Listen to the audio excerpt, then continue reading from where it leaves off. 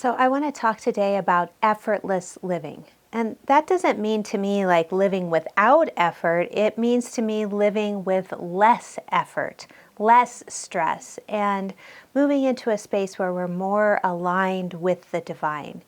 Stress in life can feel a lot, I think, like an obstacle course. And for most of my life, I have been operating on overdrive. I was even born 7 weeks premature on a mission to get this life rolling.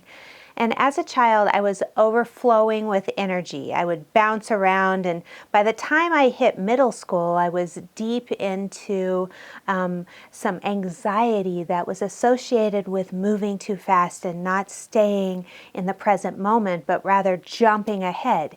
And that anxiety even built up over time to, by the time I was in my early 20s, I was having panic attacks, largely from rushing so fast that I had diminished my ability to be with, to stay with my feelings, to check into and check in with underlying emotions that weren't being processed. So in a sense, I had a traffic jam of energy, of emotional energy in my life. And it became hugely stressful. It impacted my ability to meet life effortlessly and my ability to even be able to slow down and to become calm. And that's what I mean. It means to strive for more effortless meaning. It's our ability to go from the emergency room nervous system overload to being able to whirl up a sense of peace, to sustain a sense of peace within our lives without pushing so much, without efforting or forcing life into place, and to generate within ourselves this ability to respond to and live with what is moving through our life at any given moment.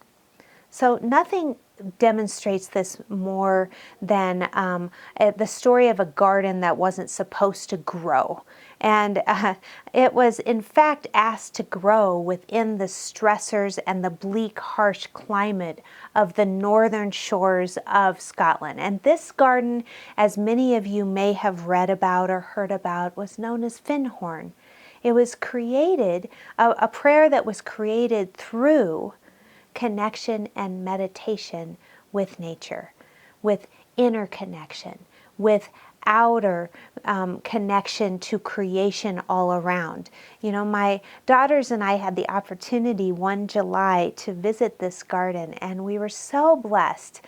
It was truly magical. Findhorn was founded in the 1960s, and if you know anything about it, Eileen and Peter Caddy and their 3 boys, along with their friend Dorothy McLean, actually pulled their caravan, their trailer, out to a rubbish dump on the edge of the sand dunes in the very northern lands of Scotland, and they began to live there amongst the sand dunes and follow their inner spiritual guidance that directed them to set about creating a small garden in the sand, in the shrub. Eileen Caddy would meditate every single day. She didn't have enough space within their caravan. You can imagine with 6 people living in a small trailer. She would actually go out and she would sit in an outhouse down the lane.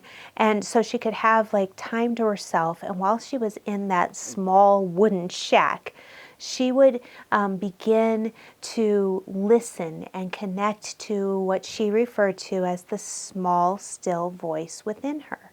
That still, small voice within. We've all heard of that. And that voice would show them where to build their garden, where to plant the seeds.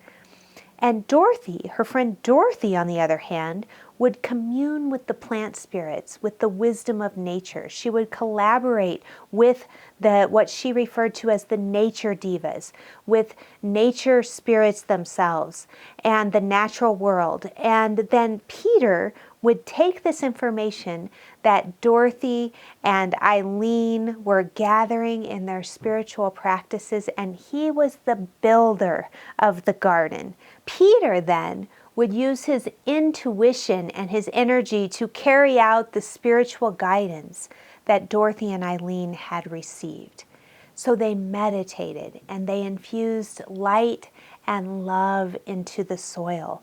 They would communicate with the plants, and they would practice connecting with each other. And they would practice connecting with each other in meditation. And soon, almost with zero financial resources, their community grew to 300 people in the early 70s. They were on the BBC and became famous for growing 40-pound cabbages in this soil that was void of nutrients. And because of this extreme northern climate and the sandy soil, their gardens and their sustainable eco-village, as it was known, became something like an oasis in the desert, something of a miracle. And there's this wonderful story about how this Anglican priest, who was an expert in growing roses, visited their garden and saw what they were claiming to be about there. And he was very skeptical of the fact that this garden was being created through meditation and prayer and communication with nature spirits. So he asked why they weren't growing roses there, and he offered to send them some varieties. He sent them varieties of roses that he knew would struggle to grow in that northern climate. But a year later, he came to visit and was astounded to see that these rose bushes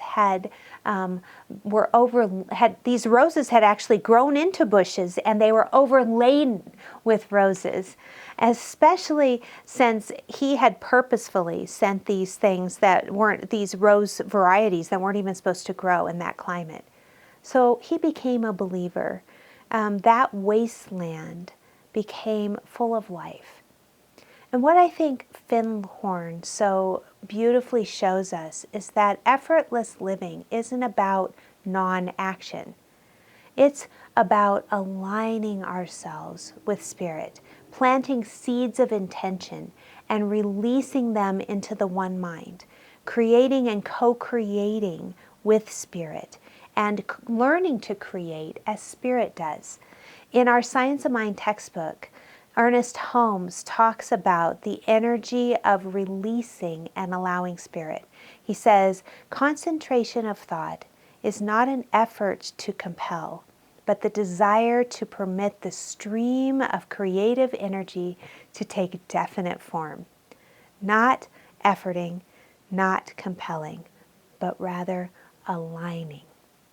And it's written in the Gospel of Matthew that we should consider the lilies of the field, how they toil not, they don't spin.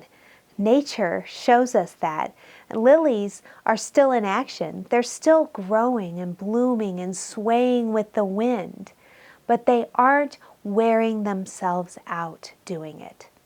New Thought teacher Christian D. Larson refers to these lilies in his book, The Ideal Made Real. He writes, we all permit the boundless power within us to work through us. And how we permit that is the secret. To live life beautifully, we simply let life live. So effortless living is more about how we engage with the world around us, how we perceive it, and how we can use our spiritual tools and principles to shift our perception into one of ease.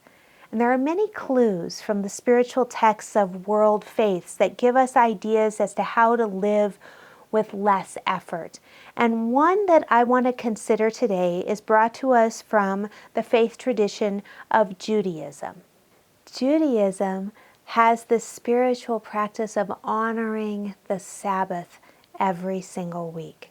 It's this for a moment, and just for a moment, maybe we'll just put on the sandals of a person who lived at the time of Jesus, or Yeshua, as his name is in the ancient Aramaic that he spoke. If you put on that lens, you would begin by laying down your burdens to observe the Sabbath. And Rabbi Abraham Joshua Herschel refers to it as building a temple in time and taking refuge there. He says 6 days a week we live under the tyranny of things, of the tyranny of space.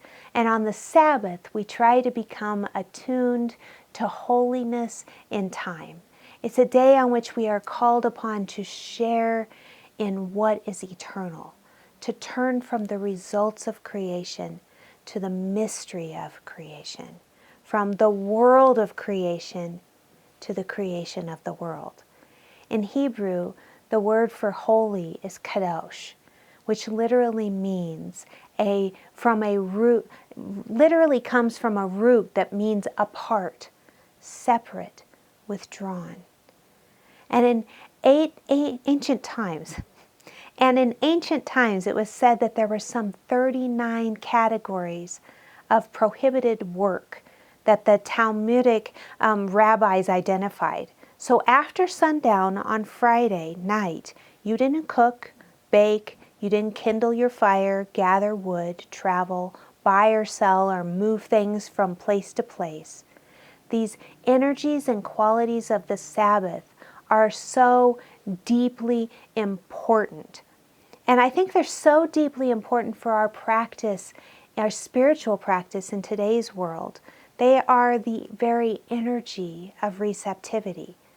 And so I invite us to consider, how can every single day we have moments of honoring that receptivity where we set down our worries, we set down all that we carry around with us emotionally, the physical tension, we set all that down and we just commune with Spirit. And so yes, the goal would be to take an entire Sabbath, honoring of the Sabbath for a whole day once a week. But if we're beginning small, we begin with those moments each day where we observe the Sabbath. And we set aside our worry, set aside our concerns, and we fall with grace into the present moment. Author Mirabai Starr writes so beautifully in her book, Wild Mercy.